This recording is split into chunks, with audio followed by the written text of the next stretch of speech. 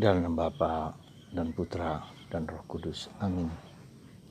Allah Bapa di surga, kami mengucap syukur dan terima kasih bahwa kami mempunyai Imam Agung, Yesus Kristus, yang mengorbankan dirinya sendiri, bukan korban orang lain tapi dirinya sendiri untuk kami.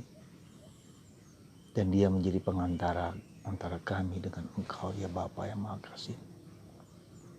Dan dia duduk di sebelah kananmu, akan membela kami, akan mendoakan kami, akan membawa kami kepadamu. Terima kasih Tuhan atas anugerah yang luar biasa dalam hidup kami ini. Semoga kami menghayati, mengenal, mengalami Yesus dalam hidup kami sehari-hari. Demi Kristus Tuhan dan pengantara kami. Amin. Saudaraku yang terkasih dalam Kristus, dalam bacaan pertama dari surat Ibrani hari ini, sebetulnya kita harus disadarkan, perlu menjadi sadar bahwa Yesus adalah Imam Agung. Apa maknanya bahwa Yesus adalah Imam Agung? Dia menjadi pengantara kita, antara kita dengan Allah Bapa di surga. Dan dia duduk di sebelah kanan Allah. Dia akan membela kita, dia akan membawa kita kepada Bapanya di surga. Dan ini merupakan jaminan bagi kita, sekali lagi jaminan bagi kita. Dan Imam Agung yang ada ini adalah Imam Agung yang tanpa dosa, tanpa noda, yang berasal dari Allah sendiri. Tidak seperti Imam Agung kita, entah uskup, entah paus, entah imam, entah siapapun. Yang berdosa, yang lemah, yang rapuh, yang harus mengorbankan korbannya sendiri dan korban Ekaristi ya, yang dirayakan oleh para imam. Saudaraku yang terkasih dalam Kristus, sebetulnya kita harus sungguh-sungguh berterima kasih. Kita punya jaminan, sekali lagi saya katakan kita punya jaminan ketika kita beriman kepada Yesus. Maka iman itulah yang mengikat kita dengan Yesus. Iman itulah yang membuat kita terpaku. Bahagiaku terikat pada Yahweh, diikat oleh Yesus. Sehingga ketika ikatan ini terus ada dalam hidup kita bersama Yesus, maka Yesus juga akan bekerja untuk kita. Akan memberikan yang terbaik untuk kita supaya kita sampai kepada Bapa. Saudaraku yang terkasih, inilah misteri Yesus sebagai Imam Agung. Ya. Dan kita sebetulnya saudaraku terkasih diberi karunia yang menyerupai itu. Kita adalah imam, kita adalah nabi, ya. Kita adalah imam, nabi, dan raja. Jadi ketiga anugerah yang diberikan kepada Kristus itu juga kita ikut serta di dalam ketiga aspek ini. Aspek keimamatan, kita juga memiliki kepengantaraan dalam tanda petik ya. Jadi ini umum, imamat umum. Ya, bahwa kita memiliki suatu bisa ya, kita mempunyai imam agung, kita mempunyai imam yang merayakan Ekaristi, kurban Kristus ya, yang dirayakan merupakan contoh dari perayaan di surga, kata surat Ibrani ya. Jadi kita juga memiliki fungsi kekudusan, fungsi perayaan, fungsi ritualisme, fungsi liturgi. Ya. Maka dalam aspek tertentu kita memiliki seperti itu karena kita adalah mengambil bagian dari keimamatan Kristus. Demikian juga mengambil bagian dalam kenabian Yesus, yaitu kita berani memberikan kesaksian akan diri kita sebagai orang Katolik, sebagai orang yang ditebus oleh Yesus, sebagai nabi, untuk menyatakan kebenaran. Ya, di mana sekarang ini hoaks begitu besar. Apa yang nampaknya baik dan iblis telah bekerja begitu rapi dan begitu canggihnya sehingga yang nampaknya baik pun sebetulnya merupakan yang tidak baik. Ya, bahkan sebaliknya juga. Yang kelihatannya tidak baik dianggap sebagai yang baik. Banyak hal dalam kehidupan masyarakat kita yang orang diubah oleh pemandangan, oleh pengertian, oleh pemahaman yang keliru, yang kita kenal dengan hoax. Begitu menyebar, begitu luar biasa. Ya, dan ini saya kira buah dari sang pencipta kebohongan penipuan si iblis. Yang sadar atau tidak sadar, kita harus sadar, mau nggak mau. Kita kerap kali tanpa sadar tidak mengakui keberadaan iblis, setan dalam kehidupan kita. Nggak ada itu, nggak ada. Coba lihat perilaku kita. Dalam bacaan Injil hari ini kita lihat si iblis pun mengenal Yesus. Ya. Nah, sebagai raja, kita punya kemampuan untuk memimpin gitu. Entah Anda sebagai bapak atau ibu atau siapa saja memimpin dalam keluarga untuk membawa orang kepada Kristus. Dan membawa Kristus kepada orang lain. Jadi sekali lagi, sebagai raja kita juga memiliki kepemimpinan, daya untuk membawa orang kepada Kristus, menjadi contoh, menjadi teladan akan kehidupan kekristenan kita dimanapun kita berada, untuk mengerti orang siapa Kristus itu bagi kita. Ya, jadi saudaraku yang terkasih dalam Kristus, inilah makna dari anugerah sebagai nabi, sebagai raja, sebagai imam. Kita ikut serta di dalam kenabian, kerajaan, dan keimamatan Yesus Kristus sebagai imam agung kita.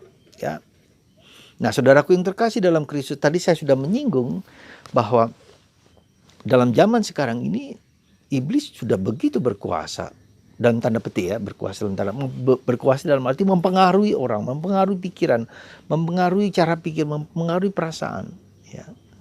Perkembangan zaman ini memang bermata dua, yang satu memang sangat positif. Ya, medsos, dengan internet, dengan gadget-gadget, bahkan teknologi yang semakin canggih sekarang ini, ya, 5G yang sudah begitu cepat sekali. Ya, kita melihat perkembangan yang luar biasa, tapi bisa juga menjadi menghancurkan manusia. Ya, narasi-narasi yang mengerikan, yang membuat orang terhancurkan karena narasi-narasi yang negatif seperti itu, yang mempengaruhi cara pikir, cara pandang orang. Ya, ini buah dari apa? Jadi kita harus sadar bahwa iblis itu bekerja dalam dua aspek penting, itu menguasai orang.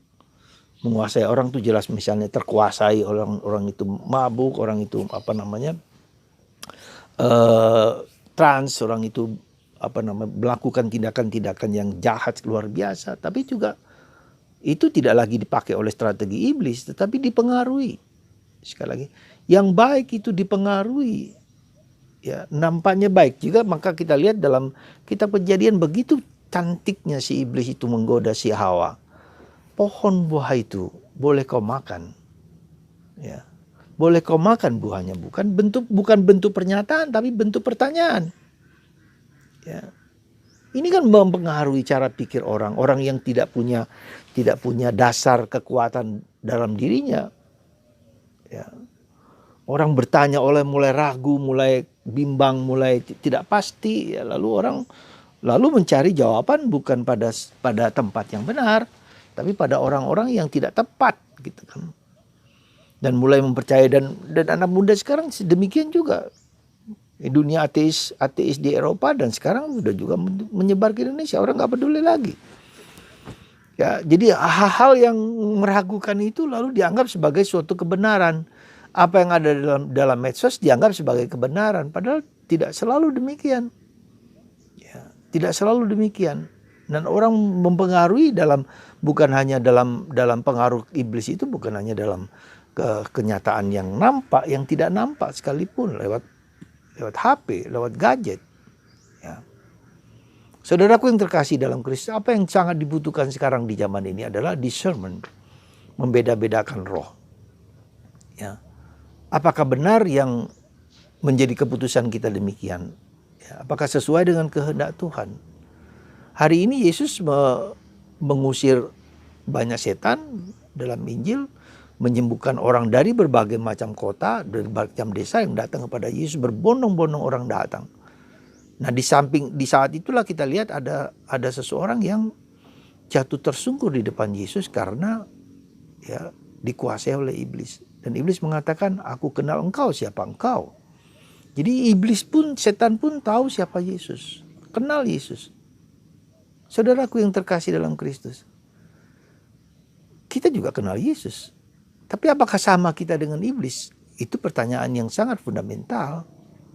Ya, apakah kenalku ini, tahuku ini hanya di kepala, dimengerti oleh hanya dengan mulut, ya, atau kan suatu pengalaman batin yang dalam, ya, mengalami Yesus yang hidup yang berkuasa atas diriku, ya. Nah, untuk itu maka kita harus masuk ke level yang lebih dalam daripada level mulut, level pikiran, level perasaan, tapi level iman, level masuk ke dalam roh dan kebenaran menurut Yohanes. Jadi saudaraku yang terkasih dalam Kristus, coba kita, dan seringkali hal-hal iblis itu mungkin datang pada kita atau mempengaruhi kita lewat orang lain, lewat siapapun juga, atau lewat buah-buah roh tadi. Ya. Jadi ada satu cerita bagaimana setan itu dianggap seperti ular. Ya, jadi mukanya mungkin kelihatan baik, tapi kemudian buntutnya, ya, kita perhatikan segala sesuatu yang nampaknya baik, tapi buntutnya apa? Entah buntutnya demi uang, demi ego, demi kesombongan, demi keangkuhan, ya, yang kita tidak tahu. Jadi perhatikan buah-buahnya. Perhatikan apa yang dilakukan, kita lakukan dan dilakukan oleh orang lain. Saudaraku, semoga kita semakin dekat dengan Yesus, dan semakin dekat dengan Yesus, semakin bergaul dengan Yesus. Jangan lupa, si iblis tidak suka, pasti akan datang kepada kita dengan berbagai macam cara, ya. Dan itu merupakan sesuatu yang indikasi juga bahwa kita harus semakin mendalam, ya. Dan itu kita rasakan dan kita alami dalam kehidupan kita sendiri. Semakin kita dekat dengan Tuhan, semakin iblis, kuasa kegelapan tidak suka, ya. Dan kita dibuat malas, kita dibuat sombong, kita dibuat tidak menyenangkan, ya, angkuh, serakah, kikir, cabul, ya. Dan itu semua adalah buah dari perbuatan si iblis. Maka mari saudaraku terkasih, kita tidak perlu takut bahwa akan iblis, tetapi ketika kita masuk lebih dalam, kita diajak untuk lebih dalam, untuk mengalami Yesus yang hidup, penuh kuasa, Yesus yang penuh otoritas, penuh kekuatan, dan itu kita alami. Lewat apa? Ya nggak bisa lain kecuali lewat doa, lewat puasa, lewat mati raga, ya. Dan lalu dia baca kitab suci, merenungkan, duduk diam, duduk hening. Jadi hal-hal yang seperti itu yang membuat kita semakin dekat, sekali lagi semakin dekat, semakin terikat dengan Tuhan Yesus, ya, dengan Roh Kudus. Dan itulah sekali lagi bagaimana untuk dekat dengan Yesus dan dengan Tuhan itu dengan Roh Kudus.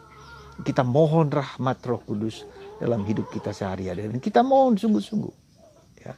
Jadi sekali lagi saudaraku terkasih, mari kita syukuri bahwa kita mempunyai Yesus yang selalu mendampingi, yang selalu berdoa untuk kita. Sekali lagi saya yakin bahwa Yesus masih tetap berdoa untuk kita, dan dia rindu kepada kita semua, supaya kita datang kepada dia, terutama ketika kita sedang mengalami kesulitan-kesulitan besar dalam hidup kita. Yesus mengatakan, datanglah kepadaku kamu semua yang letih, yang lesu, yang berbeban berat. Datanglah kepadaku semua kamu yang merasa kosong, merasa kesepian, merasa kepedihan, merasa sakit. Datang saja. Dan Yesus tidak akan menolak kalau kita datang dengan penuh ketulusan hati, dengan penuh kerendahan hati, apa adanya, ya, dengan penuh kejujuran. Pasti Tuhan tidak bisa tidak menolak kita, ya. Dia pasti menerima kita seperti anak yang hilang, yang datang kepada Yesus. Bapa, aku telah berdosa terhadap Engkau dan terhadap surga. Datang saja. Tuhan kita penuh kasih. Tuhan berkatilah kami semua, supaya kami dengan penuh kerendahan hati, dengan penuh ketulusan datang kepada Putramu Yesus, bersujud, berlutut, dan tersungkur di depan kaki Yesus. Semua yang datang tersungkur di depan kaki Yesus, dan Yesus akan membantu dan menyembuhkan kita. Semoga Tuhan memberkati Anda semua, dan bagi Anda yang sakit diberikan kasih karunia dan kesembuhan dan kekuatan dalam Bapa dan Putra dan Roh Kudus. Amin.